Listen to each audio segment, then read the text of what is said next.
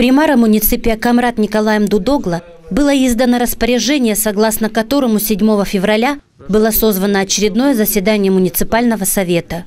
В повестку дня было включено 42 вопроса, один из основных – о плане работы муниципального совета на первое полугодие. Обычно в январе мы принимаем план работы на первое полугодие, потом в июне месяце мы принимаем план работы на второе полугодие.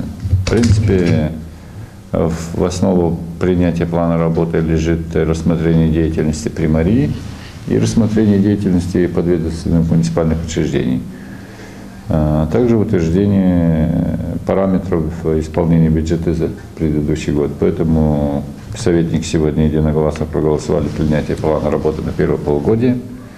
Значит, мы ежегодно заслушиваем вопрос о состоянии общественного правопорядка и вновь запланирован этот вопрос.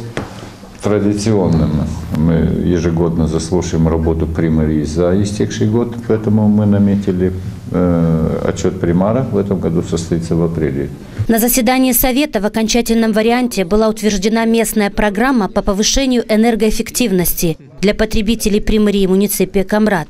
Общими целями программы являются снижение затрат на энергию из общих затрат примарии, улучшение условий окружающей среды, определение возможных источников финансирования для внедрения предложенных мер. Здесь есть и вопрос, который связан с повышением энергоэффективности, использованием отопительных систем наших подведомственных предприятий, применение новых технологий в обеспечении снижением теплопотерь. Это как бы первый вопрос, который мы рассматривали. Мы разработали специальную программу, вот ее сегодня утвердили и должны будем реализовывать.